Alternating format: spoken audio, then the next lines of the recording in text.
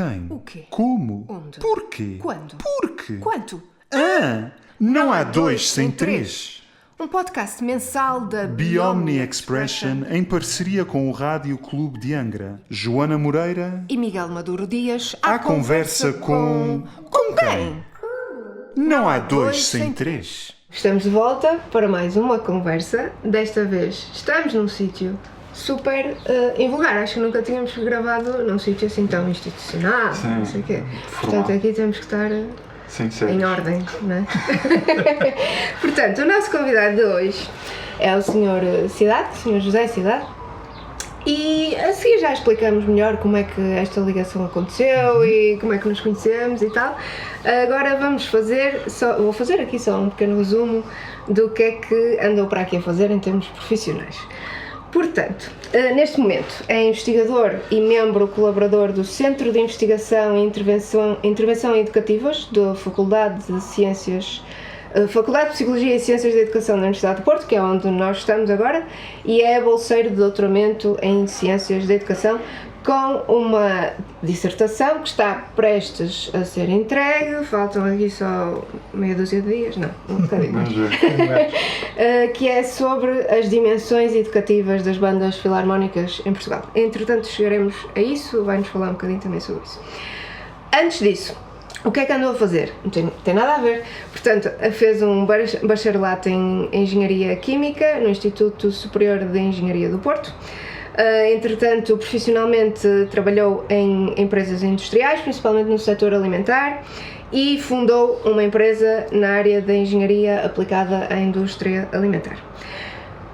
Também, agora voltando à parte que o está a levar a fazer este doutoramento, não é? Temos aqui toda uma formação em música e é aí que nós nos conhecemos.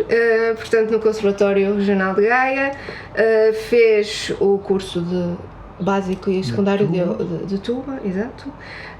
Tem atividade como diretor coral amador, fez a licenciatura em direção musical e o mestrado em ensino da música também no Conservatório Superior de Gaia. É o fonista, se bem que agora é um bocadinho em termos de sabática, não é? Tem uma licença sabática na Sociedade Musical 1º de Agosto, para a qual compôs o hino do seu... Não foi o hino, foi a edição do centenário. Ok. Do centenário da banda. Ok. Tem também o MBA em Gestão de Pequenas e Médias Empresas pela Universidade do Portucalense Infante Dom Henrique. E acho que é isto. Publica vários artigos, agora principalmente com a sua atividade aqui no doutoramento, não é? Claro. E tem um artigo nomeado para o prémio Best Research Award. Ok, acho que é isto. Sim. Acho que resumi bem, não me esqueci de nada. Acho que nada muito essencial. Pronto, ok. Pronto, então, muito obrigada mesmo pela generosidade e por aceitar falar connosco. Nós às vezes somos um bocadinho malucos, fazemos perguntas um bocadinho... Rasteiras. Sim, mas... Estudou bem a matéria. Estudou, que andou a ver os outros episódios. Veremos. Pelo menos alguns. Pois, a vantagem de não ser o primeiro é essa. Mas foi o Marcos. Sim. Foi o meu. Parece há uns anos atrás que nós nos metíamos a ir estudar os exames nacionais anteriores, não é? Que é para ver mais ou menos o que é que vai sair. Perguntas é que saía. Pronto, então a pergunta da praxe, você já sabe qual é quando era pequenino o que é que queria ser quando fosse grande. Pois, então, bom dia, obrigado pelo vosso amável convite, é realmente com todo o empenho e toda, digamos, a amizade que cá estou. Honestamente eu não me lembro. Quer dizer, não me lembro mesmo, esta coisa da gente ir avançando no tempo é um bocadinho traiçoeira e, portanto, não me lembro, me admito que tenha tido, digamos, os sonhos todos que é habitual numa criança, astronauta, bombeiro, polícia, até por influência do pai, homem do lixo. Isso não é tão comum. Depois, mais tarde lembro-me da área da saúde me interessar de sobremaneira. Aliás, foi até nessa área que a minha, digamos, não foi exatamente nessa área, mas bom, foi essa área que eu tentei seguir no ensino secundário, mas depois acabei por enverdar pela área da química e, portanto, daí depois o percurso na engenharia. Pronto. E, portanto, mas assim, não me lembro de haver assim uma profissão que eu em concreto que eu ambicionasse ter e, portanto, creio que seria. Então, isso também é bom, é querer ser tudo e estar aberto a tudo o que. Sim, também é verdade, era mais um pouco talvez. Reparem que estamos a falar de um tempo que não é igual a hoje, não é? Quer dizer, estamos a falar dos finais dos anos 60, início dos anos 70, depois o 25 de Abril e depois todas essas transformações que, a par de outras a nível pessoal, mas que aconteceram no nosso ambiente social e que determinam muito dessas escolhas, digamos assim, que as crianças ou os adolescentes ou os jovens depois vão fazendo, porque o quadro social em que elas acontecem se altera radicalmente, não é? Portanto, não tenho assim de memória nenhuma, mas terá sido uma miscelânea de coisas próprias da idade e do crescimento que a gente vai tendo. Idiotice. Isso. Ter muitas ideias, nós normalmente dizemos que somos idiotas. Sim, Isso, nós somos muitas muito ideias. idiotas. Ok, então quando é que teve que decidir que ia para a Química no 10º ano, não é? Sim, foi. E estava satisfeito, gostava, não foi nada. Sim, assim, era uma área onde eu tinha. Também gostava de andar a explodir coisas. Eu gostava, eu também. Pois, não, mas era uma área onde eu não tinha propriamente assim nenhuma dificuldade maior em lidar com os temas de estudo, digamos assim, a física, a química, a matemática e tal.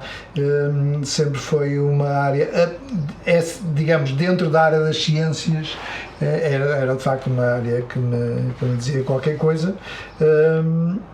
E que nesses períodos conturbados, digamos assim, de alteração drástica da nossa vida social, na altura me pareceu que poderia abrir portas depois para uma atividade profissional, quer dizer,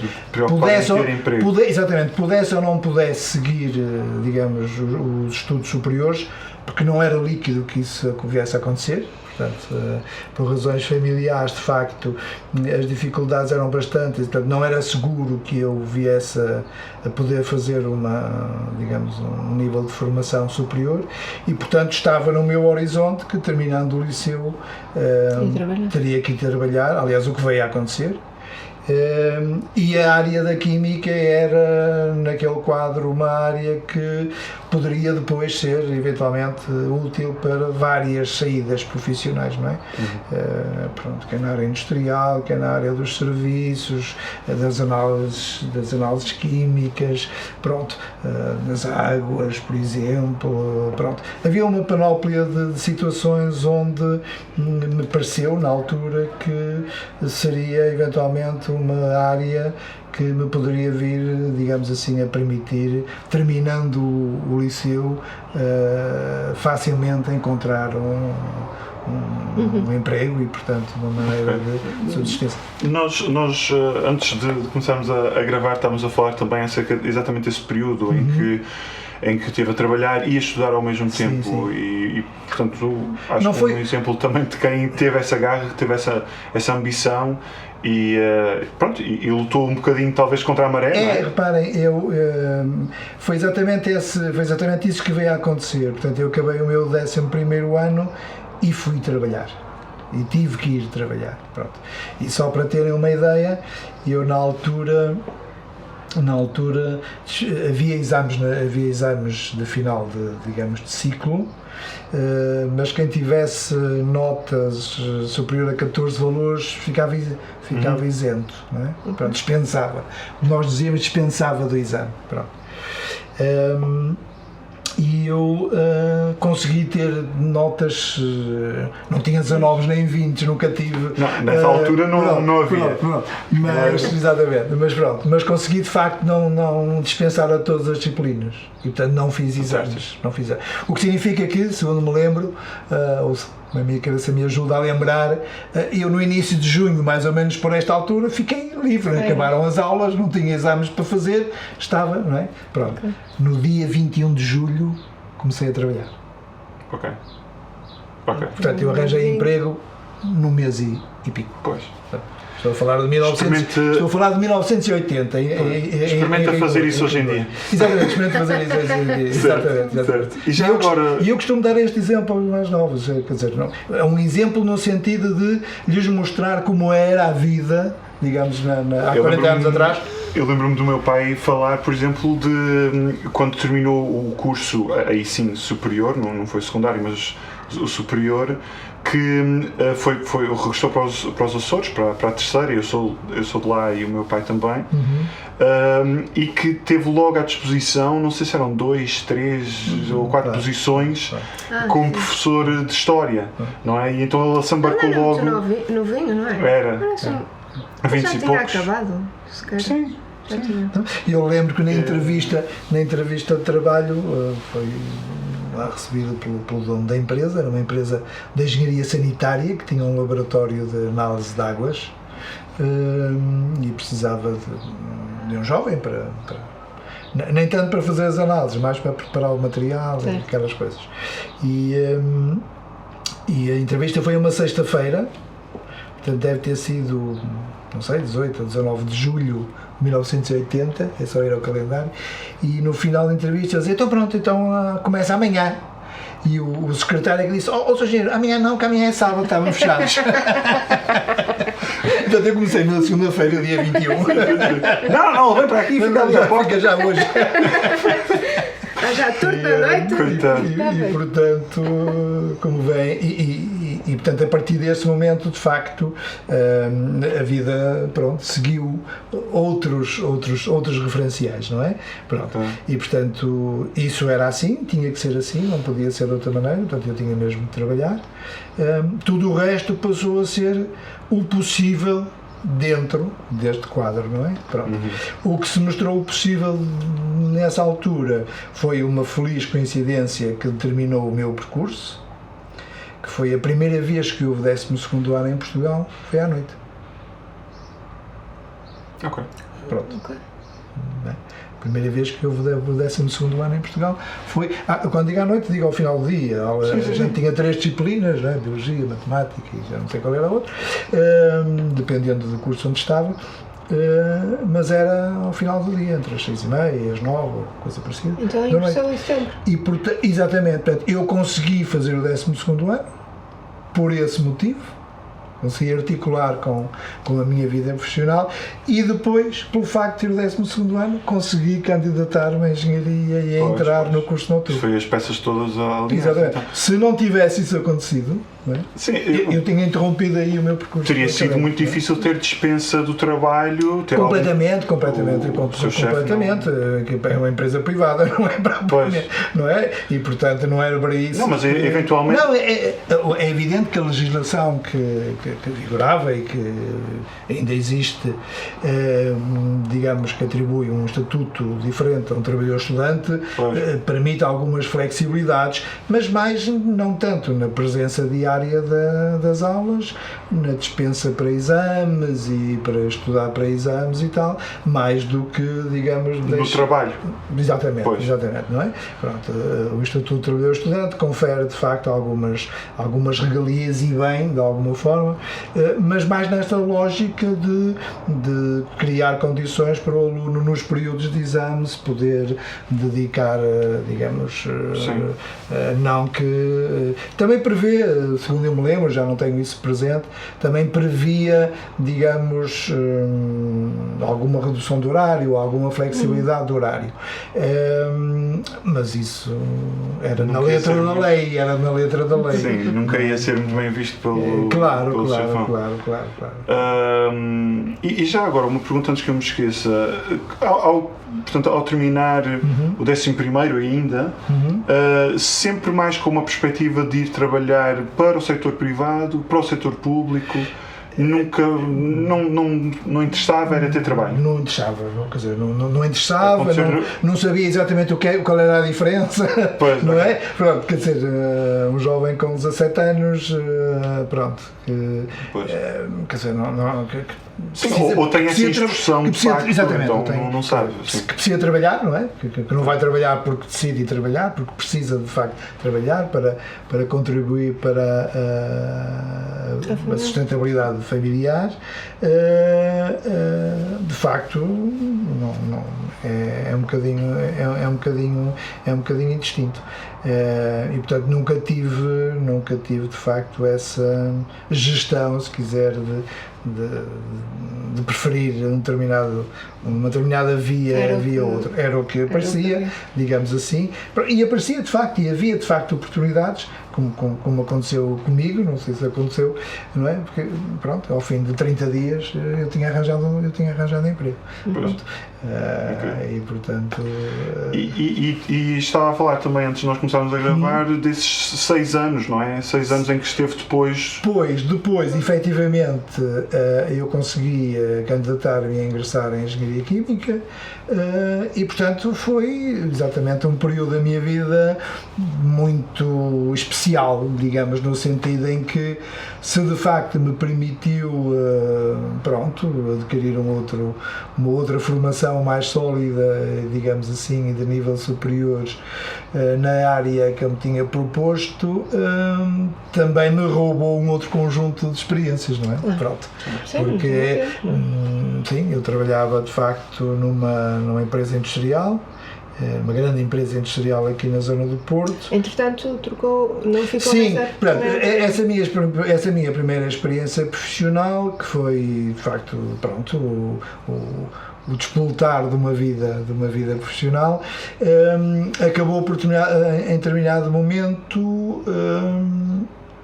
sofrer das alterações da nossa economia, digamos assim, e portanto era uma empresa que trabalhava muito para o Estado e para as câmaras municipais, porque estava especializada no tratamento de esgotos e tratamento de águas industriais, portanto toda esta preocupação ambiental, digamos assim, nessa altura começou a ter o seu peso, e portanto o Estado, nomeadamente as autarquias, tinham todo o interesse em, digamos, lançar projetos de construção de estações de tratamento de águas residuais, que hoje são coisas absolutamente, digamos, banais, mas que na altura não eram.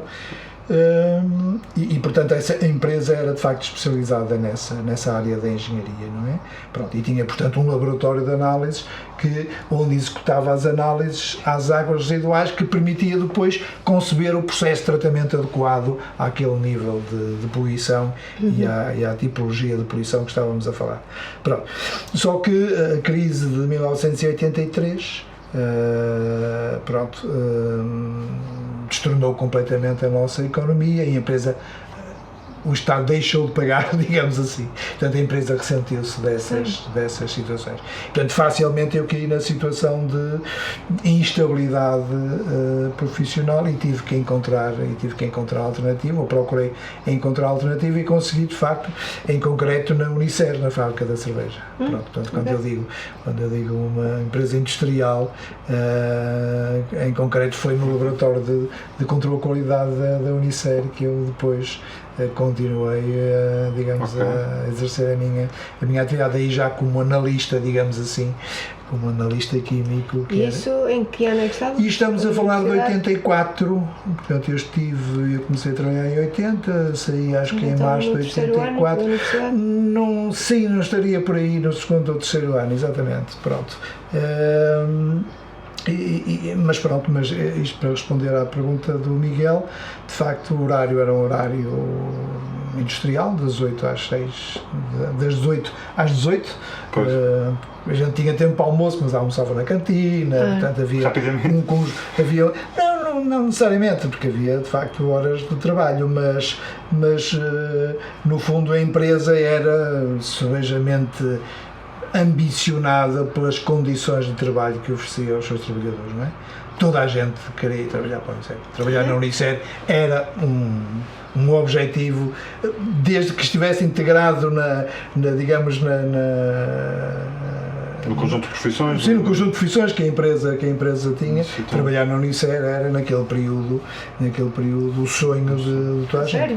Sério, porque efetivamente o quadro económico do país era de facto bastante debilitado e, portanto, a Unicer dava essa estabilidade. Exatamente, portanto, empresas a fechar, taxa de desemprego elevada, salários em atraso, isso era notícia todos os dias. A trabalhar numa empresa que digamos que cumpria religiosamente com o vencimento, que não tinha problemas de ordem económica ou financeira,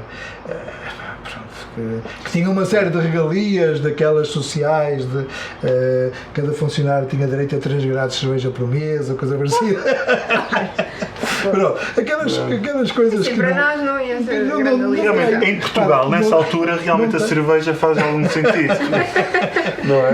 Não tem importância nenhuma, é só mais o simbólico que isto tem, não é? Porque não era por isso que as pessoas iam trabalhar para a fábrica da cerveja, não é? Sim, era mais pelas condições de trabalho e pela estabilidade que representava de facto trabalhar numa empresa daquela dimensão. Reparem que na altura a Unicer tinha 4 fábricas em Portugal. Não é? E vocês, há bocadinho também estava a dizer mais ou menos um dia típico, não é? Os horários mais ou menos de um dia típico durante esses anos. Exatamente, portanto, durante esses anos todos, a minha vida foi levantar muito cedo e, portanto, apanhava o primeiro transporte público de Gaia para o Porto, tipo 6 horas da manhã, 6 e pico.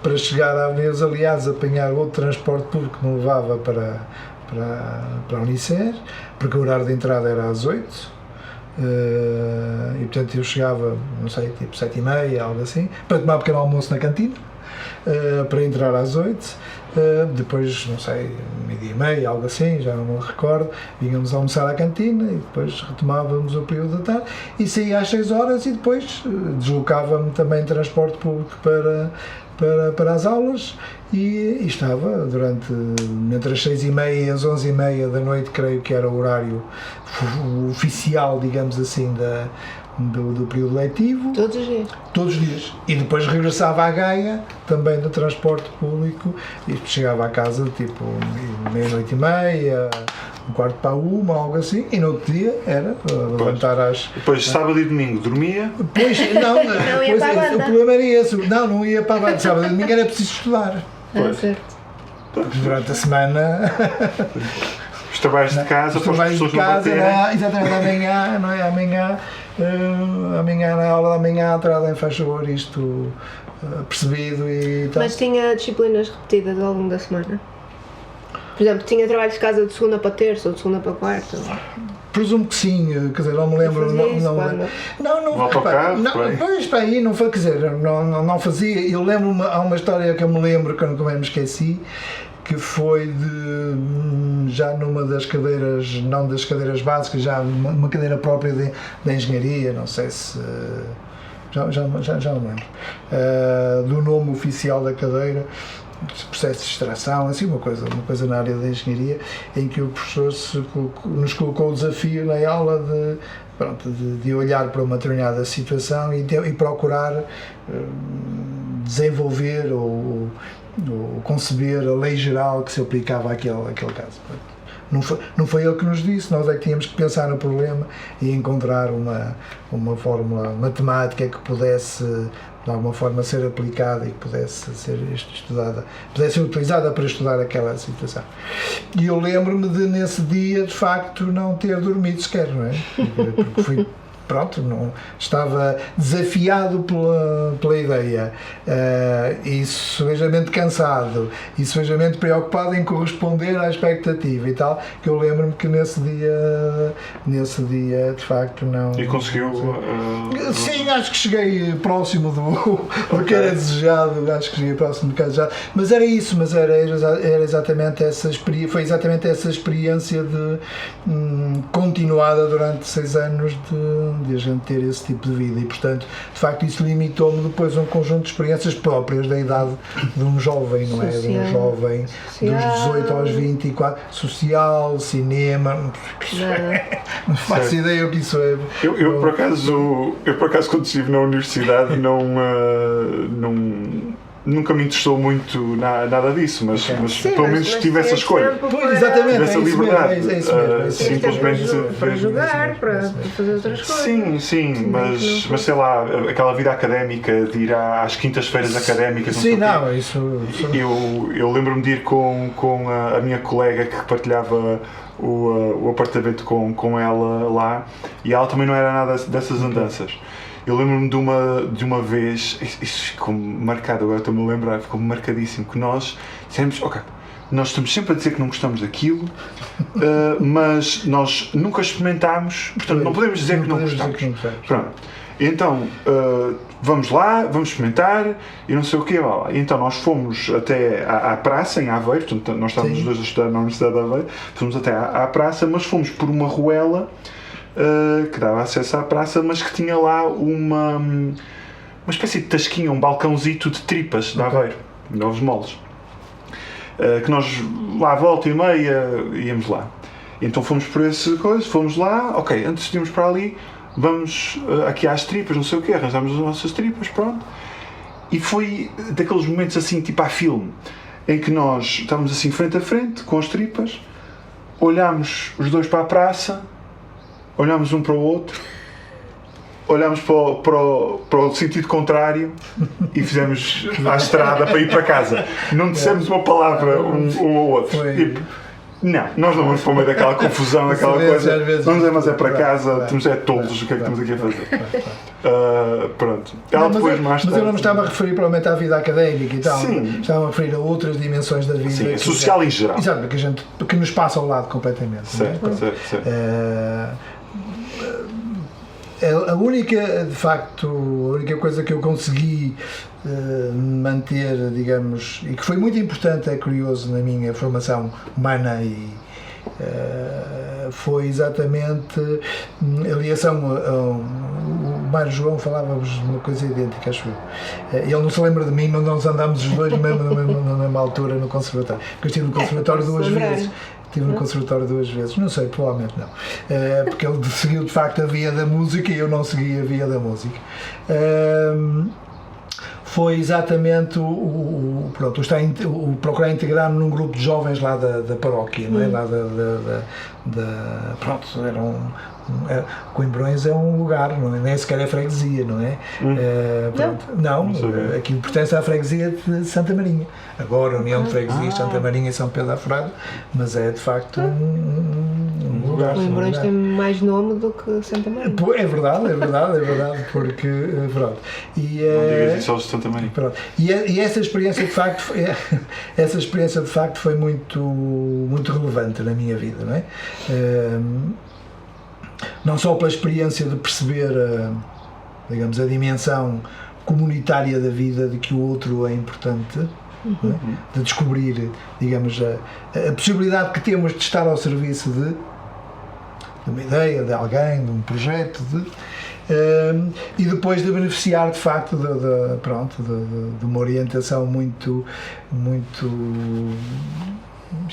especial na altura, pároco de Coimbrões, que era um homem extraordinário, cheio de valor humano e não só, que tinha sido assistente da JOC e portanto tinha vivido todo o período da Juventude Operária Católica, do congresso que houve em Portugal em 1953 ou 55, já não me recordo, e que tinha de facto uma capacidade excepcional de lidar com os jovens e de os atrair para uma preocupação, digamos, mais não tanto religiosa, não é? Humana.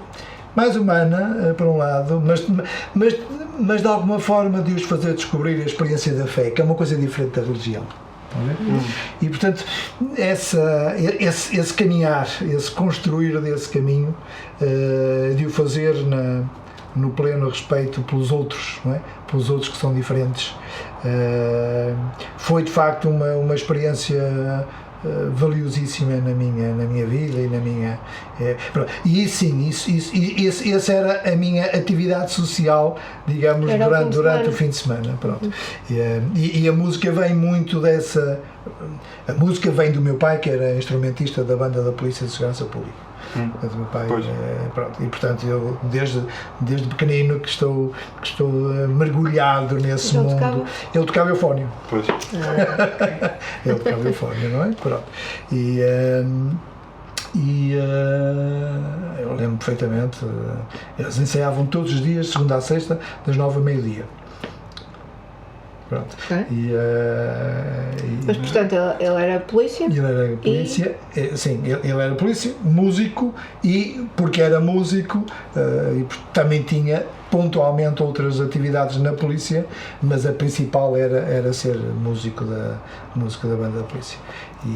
Pronto, e portanto a música vem daí, a minha ligação à música vem daí, mas vem depois efetivamente essa experiência, digamos, em Coimbrões, onde eu de alguma forma fui desafiado a assumir alguma liderança nesse grupo de jovens na animação litúrgica. E portanto esta minha, digamos, a importância que eu consigo atribuir às palavras, à maneira como escrevo, àquilo que digo, à maneira como digo, vem muito desta minha experiência de aos 16, 17, 18, 19, pronto, de ter sido chamado, ou de me sentir chamado a ter uma participação digamos, mais ativa, se quiserem, na animação litúrgica de uma comunidade que se reunia todos os domingos. E portanto a descoberta da importância da música e da palavra, ou da junção da música e da palavra, daí a paixão do canto depois. Foi aí que eu descobri a importância da palavra na música e a importância da música para a palavra e a ligação digamos, das duas. Que me atraiu bastante, pronto, e que me deu depois alguma possibilidade de mais tarde vir a assumir de facto a condução coral, pronto, alguma coisa que eu fui trabalhando autonomamente, mas muito a partir desta experiência de sentir a música, de sentir a palavra e de procurar que as coisas fizessem sentido. Não é? Bom. Então, e a primeira vez que foi ao conservatório tinha que idade? Pois, 20, não sei quanto já, 23 ou 24, mas fazer já tinha casado. O curso base? Casado. Sim, a ideia... Mas com que idade? Em rigor 25. Okay. Em rigor 25. E conheceu porque de facto essa descoberta, digamos, da música e da palavra e do canto e da voz e da expressão através de facto levou-me a ter consciência de que só uma formação sólida em música poderia permitir-me de alguma forma avançar nesse sonho ou nesse projeto. Mas já sabia ler partitura? Sim, isso. Aprendeu com o pai? Aprendi com o pai, claro. Eu costumo dizer que e já andava na banda também? Não andava na banda porque, realmente, eu penso que na altura a minha mãe não foi muito apologista de uma criança tão pequena ir assim para esses ambientes. Mas, embora meu pai gostasse muito que isso acontecesse, pronto. Mas depois, de facto, aos 10 anos, ele teve um acidente grave e, portanto, a nossa vida mudou radicalmente e, portanto, essa ideia, se existia, ficou encostada para um gato. Mas, sim, até eu tinha um colega de escola, de carteira, que tocava na banda desde pequenino. Mas em casa aprendeu só a ler a partitura ou também já aprendeu? Não, aprendi o instrumento também, pelo menos a fazer algum som, a tirar algum som e tal, a fazer assim, aquelas descobertas que Olha aí. Isto faz buzina. É isso. Depois de andar tantos anos a separar para aqui, eu não sei se ou nenhum, que foi o que me acontecia lá que eu consegui. Pronto, havia para lá um livro em casa que eu guardo essas coisas todas. O célebre Freitas Gazul, não é? Do livro do solfejo. E um livro de peças para trombone, que também se adapta ao eufónio, não é? Que é um livro francês de capa grossa, de cartolina grossa, que tem 20 estudos para trombone, e que era, digamos assim, o meu desafio para chegar ao número 3, que eu acho que eu cheguei ao número 2 ou coisa parecida. Portanto, aquilo tinha 20 estudos. Portanto, mas é evidente que eu, pronto, nessa altura, de facto, eu tomei consciência dessa lacuna na minha formação e disse, bem, é preciso resolver o problema mas lá está, mas profissionalmente as coisas não eram muito compatíveis e, portanto, eu não tinha, digamos,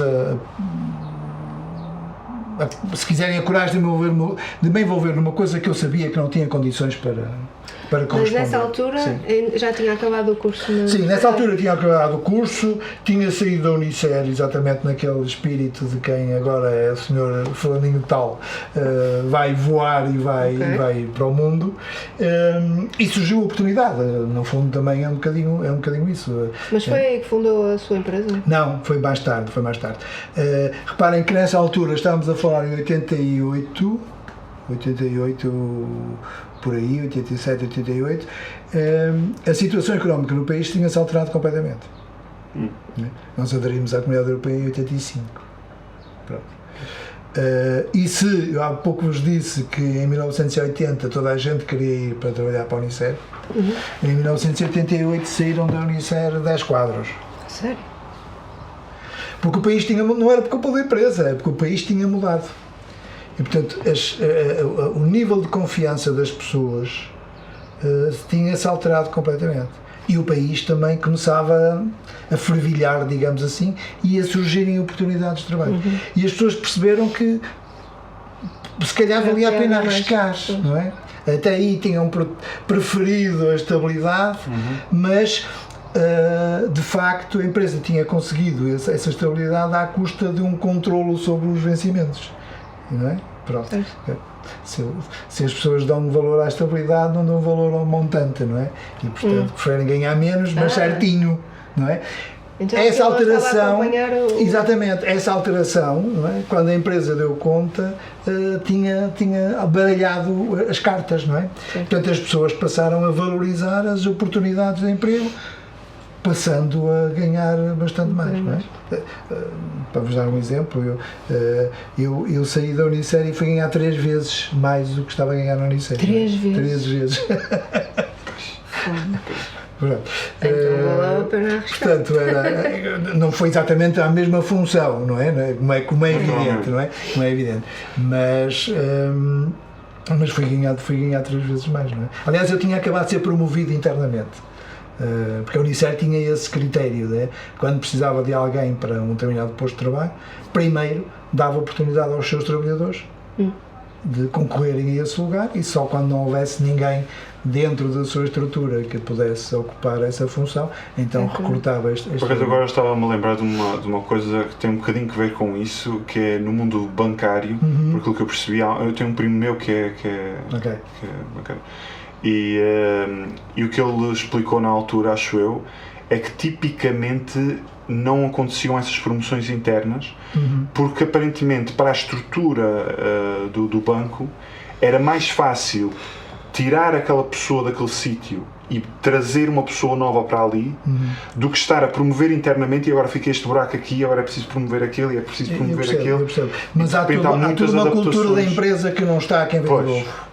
E era isso que a empresa valorizava. Sim, isso eu concordo. Um conhecimento do funcionamento da empresa, da cultura da empresa, que quem lá está já conhece. Se vem de fora, faça o seu caminho, não é? Exatamente. E isso de alguma forma faz com que e era uma possibilidade de progressão da carreira. As pessoas iam para lá. As pessoas queriam ficar lá. Exatamente. As pessoas não, quer dizer, sabiam que iam para lá e que poderiam vir a ter uma hipótese de progredir e de amanhã estarem a ser outras funções. O que acontece, que este meu primo também disse, é que é muito habitual as pessoas, ao fim de 2, 3, 5 anos, não sei quanto tempo, mas ao fim de alguma experiência na empresa, de ganhar aquele currículo, dizem, e faz sentido eu tomar o risco de sair daqui, porque há uma probabilidade de eu conseguir ir para um posto, uma posição mais alta. Portanto, eu vou sair daqui e agora vai sair um outro tipo, sei lá, do banco não sei o quê, que vem para o meu lugar e sobe ele um bocadinho. Exatamente. E eu agora vou ocupar um lugar um bocadinho mais acima noutro banco. Mas e andam sempre a trocar assim. É cá ou é nos Estados Unidos? Ele trabalha nos Estados Unidos. Penso que quando ele explicou isso, que era mais ou menos global. Eu não sei se, mas... isso estamos a falar de há 40 anos atrás, portanto, mas há 40 anos atrás era assim.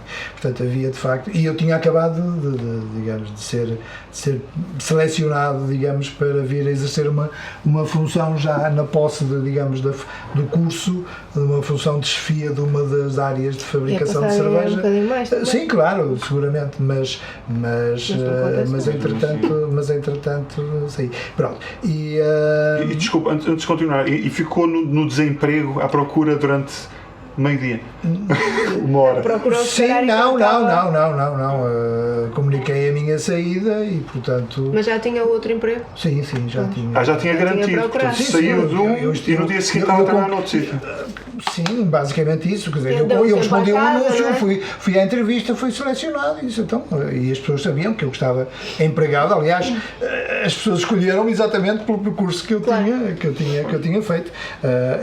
E só por curiosidade, quando eu cheguei a essa empresa, estava lá um colega que tinha vindo da Unicef. Pois. Pronto. Aqui. Sim. Pronto. Okay. Porque era uma empresa grande, também industrial, mas que estava de facto numa fase de tentativa de sobrevivência também, de vencer um conjunto de dificuldades. E portanto recrutou uma série de quadros de grandes empresas, da Unicer, foi buscar gente à Sonai, à BASF, pronto, aquilo que eram as grandes empresas, para tentar de alguma forma construir uma equipa de gestão que pudesse dar a volta à situação. Já não foi possível. E portanto depois já não foi possível, e portanto eu estive lá muito pouco tempo, e acabei por ser convidado para vir para uma empresa em Gaia. Razão pela qual, digamos assim, me permitiu ir para o conservatório. Portanto, foi essa facilidade de trabalhar em Gaia e morar em Gaia que me deu disponibilidade para ir para o conservatório. Estamos a falar em 90, 91 ou 92. E aí fez que... Pois, e aí eu fiz a formação básica, formação musical, não havia tuba no Conservatório de Gaia. Não. Portanto, eu tentei de alguma forma o trompete, também era uma coisa que eu gostava bastante, dentro dos instrumentos de sopro. Pronto. E fiz canto, quer dizer, e inscrevi-me em canto. Com a professora Fernanda? Com a professora Fernanda, claro. Aliás, foi ela que me disse, não, mas não escolha, tem que fazer as duas coisas, tem que fazer canto. Disse, bom, está bem. Porque me interessava, de facto, nessa dimensão da direção coral, interessava-me ter formação nessa área, não é? Pronto. Mas mais uma vez, a vida nos causa sempre... Nos coloca sempre questões, e a gente tem sempre que ser capaz de fazer uma leitura, digamos assim, suficientemente coerente com aquilo em que a gente acredita e pensa, e com as responsabilidades que já assumiu. Na altura já era pai, pronto, e portanto já tinha constituído família, e portanto já tinha esse tipo de responsabilidades, e a situação profissional também se teorou um bocadinho por força de alterações na administração da empresa, e portanto a empresa sofreu ali um conjunto de perturbações do seu funcionamento normal, que se repercutiu na sua saúde financeira e, portanto, em determinada altura também deixou de ter dificuldades, também passou a ter dificuldades de cumprir com os seus compromissos. E, portanto, não é provavelmente da noite para o dia, mas de uns meses para outros, a gente vê que o projeto que tinha está em risco. Isto afinal não vai ser tão fácil quanto podia ser. E qual foi a decisão? A decisão foi de avançar com um projeto próprio, exatamente. Okay. Com que idade? Sozinho? Foi em 94, portanto tinha 31. Mas sozinho? Era estou a enganar na pessoal? matemática, até parece mal. 63, 31, claro. Não, com um colega, pronto, resolvemos avançar com uma empresa, digamos, da área comercial, mas com o objetivo de comercializar em Portugal um conjunto de equipamentos destinados à indústria alimentar que não tinham representação em Portugal e, portanto, era de uma área da engenharia que nós, na leitura que fizemos, acabou por, digamos, nos convencer que haveria a possibilidade de trabalhar nesse ramo específico de uma maneira diferente daquilo que estavam a fazer as empresas que já estavam no mercado. E, portanto, a gente acreditou nessa maneira de olhar para essa área e resolveu avançar, de facto, com uma empresa comercial que começou, digamos, num pequeno escritório com 60 metros quadrados e tal, com 2 pessoas. Mas já tinha um escritório? Sim, quer dizer, criámos a empresa de raiz e, portanto, alugámos um escritório. Pois, a nossa empresa para isso. É lá em casa. Claro. Temos um escritório também. Mas como eu já disse várias vezes, os tempos são outros, não é? Sim, os tempos são outros, efetivamente. E, portanto, nós começamos dessa maneira, portanto, tínhamos apenas... E éramos os dois únicos sócios e gerentes e financeiros e marketing e... Não é? Pronto, e tudo. Nós Mas estamos a ter essa experiência. E o sucesso veio mais ou menos rápido? Sim, começaram a conseguir ter alguma estabilidade? Sim, sem dúvida. O sucesso, o sucesso nesse sentido de a gente ver o resultado do nosso esforço foi imediato, digamos assim, porque a entrega também foi muita, como é evidente. Mas, a empresa começou a comercializar aquelas soluções e rapidamente atingiu um determinado volume de negócios que permitia a sua subsistência, a sua continuidade e, portanto, o objetivo foi sempre de incrementar esse volume de negócios para um dia ter instalações próprias, para um dia poder fazer isto, para um dia poder fazer... E isso veio depois a acontecer ao longo da vida. Qual foi a Sim, vida? Não, acabou por demorar mais até a gente conseguir concretizar esse objetivo de ter instalações próprias e de ter instalações, digamos, suficientemente amplas e condignas para dar um outro salto na dimensão da empresa, não é? Pronto. Isso demorou provavelmente 12 anos, digamos, a conseguir. Mas isso também não é propriamente, digamos, sinal de... É sinal do empenho que a gente colocava na atividade, porque nem sequer tinha tempo para tratar dos nossos próprios projetos, não é? Certo. Pronto. E, portanto, isso demorou muito mais tempo do que ter uma pessoa dedicada a tratar o Mas mantiveram-se durante esse tempo todo só vocês os dois? Sim, e fomos sempre... Pensei que, entretanto, já tinham... Não, fomos... Crescemos de funcionários, mas a atividade comercial tem as suas características.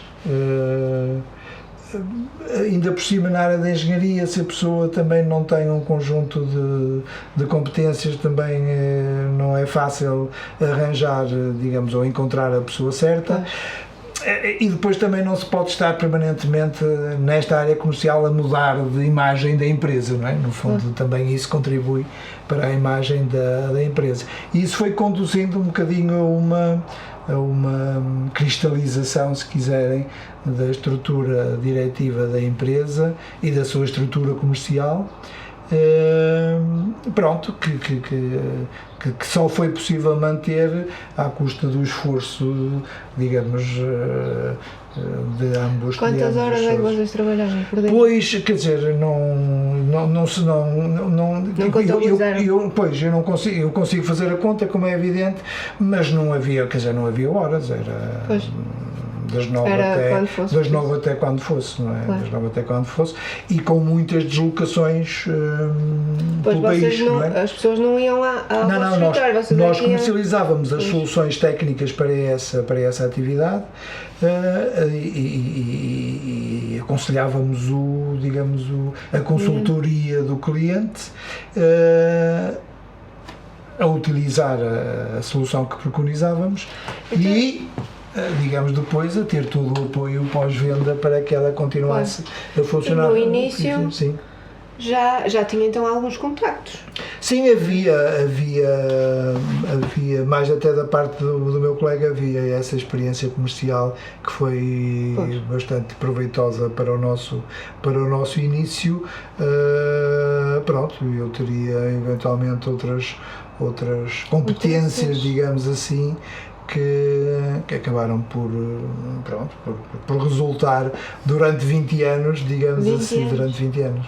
Foi só aquela, durante esse tempo não teve mais nada? Absolutamente mais nada, exatamente. Portanto, era o projeto da minha vida e era para ser o projeto da minha vida até ao fim. Pronto, mas não foi. Quer dizer, foi até um determinado momento, até um fim qualquer que era diferente do fim que eu tinha imaginado. Já nos confidenciou, eu vou perguntar, portanto, foi a crise dos 50? Não terá sido a crise, se calhar foi, porque foi exatamente nessa altura. Não, é natural que ao fim destes anos todos e deste esforço todo,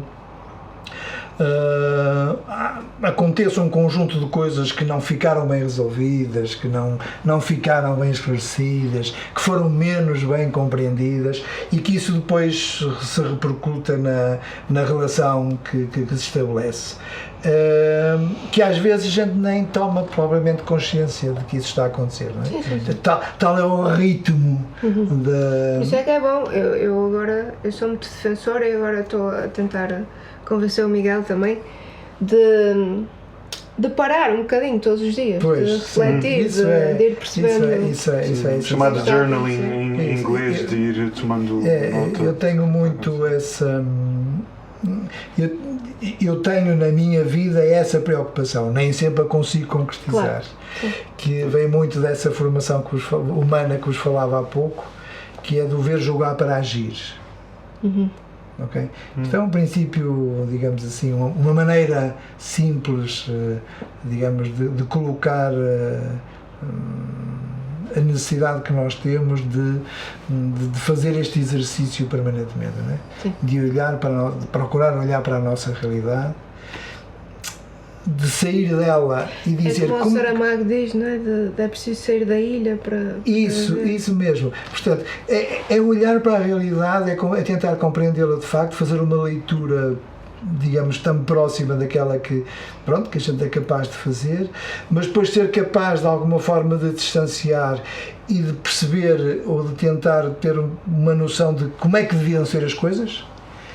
E depois um terceiro passo, que é de procurar que esta realidade se aproxime daquilo que devia ser. Daí o ver julgar para agir. E este julgar não é provavelmente um condenar, é de facto ter um referencial, não é? Esta é a minha vida, exatamente, isto é assim, está a acontecer assim e tal, mas devia ser assim, não podia ser de outra maneira.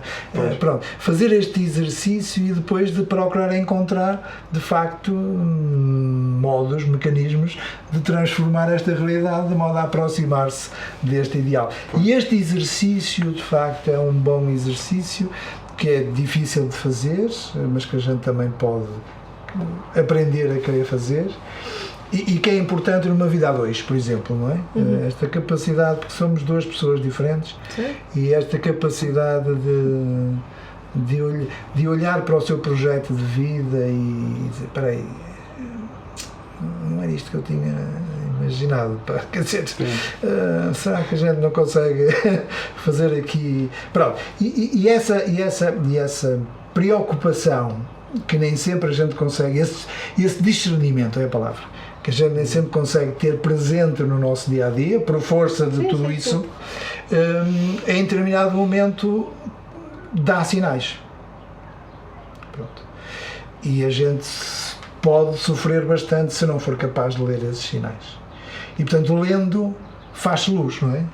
Lendo faz-se luz, não é? Lendo esses sinais faz-se luz. E foi isso que aconteceu, no fundo, basicamente foi isso que aconteceu. Espera aí, não é isto que eu quero para a minha vida, não é? Não é isto que me faz feliz. Então o que é? Não é? E portanto, há bocadinho falávamos no mudou de vida, se eu sabia te sentes satisfeito. Exatamente, pronto. Essa dinâmica de questionar e de querer mudar, porque se chegou à conclusão que de facto afinal não é isto, ou se for isto eu não quero, digamos assim, ou se não for isto vai-me causar dor, vai-me trazer infelicidade. Para assistirem à conversa completa, acedam às nossas plataformas de streaming, como o YouTube, e o Spotify, hoje, a partir das 18 horas, de Portugal Continental. Não há dois sem três.